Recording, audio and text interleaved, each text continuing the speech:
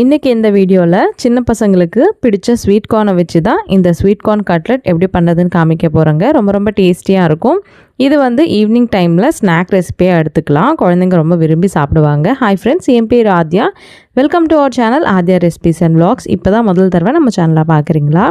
அப்போ கண்டிப்பாக மிஸ் பண்ணாமல் சப்ஸ்கிரைப் பண்ணி வச்சுக்கோங்க. இந்த மாதிரி நிறைய இன்ட்ரெஸ்டிங்கான ரெசிபிஸ் எல்லாம் இருக்குங்க.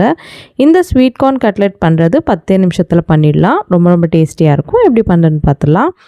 இதுக்காக ஒரு கிண்ணத்தை எடுத்துக்கலாம். இதிலே ஒரு 2 கப் அளவுக்கு ஸ்வீட் கார்னை நான் வேக வச்சு அதெல்லாம் கூட எடுத்துட்டேங்க. அந்த கார்னை எடுத்துட்டு ஒரு கிண்ணத்தில் போட்டுக்கலாம். இது 2 கப் அளவுக்கு. இதுலேயே 1 கப் அளவுக்கு உருளைக்கிழங்க நல்லா வேக வச்சு மேஷ் பண்ணி எடுத்துட்டேன்.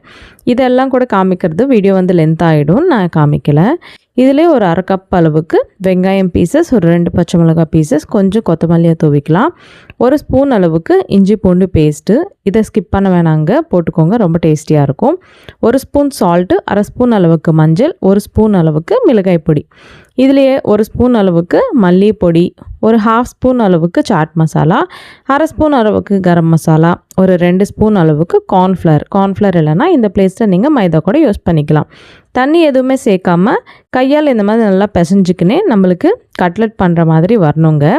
நம்ம உருண்டை மாதிரி பண்ணி ஒரு வாட்டி பார்க்கலாம். இது இந்த மாதிரி வரலன்னா கொஞ்சம் தண்ணியை சளிச்சிக்கன்னு கூட சப்பாத்தி மாவு மாதிரி சாஃப்டாக வரணும். இப்போ லாஸ்ட்டில் ஒரு பாதி எலுமிச்சை பழத்தை இந்த மாதிரி ஸ்க்வீஸ் பண்ணிவிட்டு ஒரு வாட்டி மிக்ஸ் பண்ணிவிட்டு பக்கத்தில் இருக்கட்டுங்க. அவ்வளோதான், நம்மளுக்கு கட்லெட் பேட்டர் ப்ரிப்பேர் ஆயிடுச்சு. இப்போது அடுப்பு மேலே தோசை டவா பேன் இருக்கும்ல, அது எந்த பேன் இருந்தாலும் பரவாயில்ல, ஐரன் பேன் கூட வச்சுக்கலாம். வச்சுட்டு கொஞ்சம் ஒரு 2-3 ஸ்பூன் ஆயிலை சேர்த்துக்கலாங்க. நான் இங்கே டீப் ஃப்ரை பண்ணலைங்க. உங்களுக்கு வேணும்னா டீப் ஃப்ரை கூட பண்ணிக்கலாம். நான் இங்கே ஷாலோ ஃப்ரை தான் பண்ணுறேன். அந்த எண்ணெய் சூடாகிறதுக்குள்ளே ஒரு பேப்பர் இல்லைன்னா பட்டர் பேப்பர் எடுத்துகிட்டு இந்த மாதிரி கட்லெட் ஷேப்பில் பண்ணிக்கலாம். எல்லாமே ப்ரிப்பேர் பண்ண வேணாம், பாதியாக பண்ணிவிட்டு நீங்கள் இந்த மாதிரி பேனில் போட்டுடலாங்க.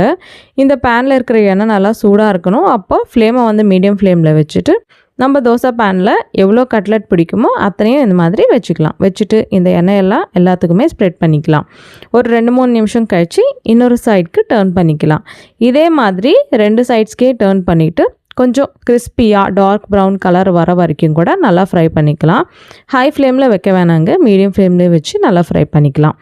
இந்த கன்சிஸ்டன்சியில் வந்துச்சுன்னா நம்மளுக்கு கட்லெட் ரெடி ஆகிடும். அவ்வளோதான், எடுத்துகிட்டு சர்வ் பண்ண வேண்டியதுதான். இது டொமேட்டோ சாஸில் வச்சு சர்வ் பண்ணால் குழந்தைங்க விரும்பி சாப்பிடுவாங்க. இல்லைனா அதுவே கூட சாப்பிட்லாங்க.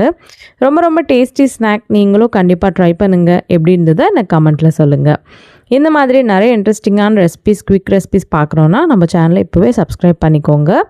இந்த மாதிரி நிறைய இன்ட்ரெஸ்டிங்கான ரெசிபிஸ் இருக்குங்க. அதோட லிங்க்ஸ் எல்லாம் கூட இந்த வீடியோ டிஸ்கிரிப்ஷனில் கொடுக்குறேன். கண்டிப்பாக பார்த்து நீங்களும் ட்ரை பண்ணுங்கள்.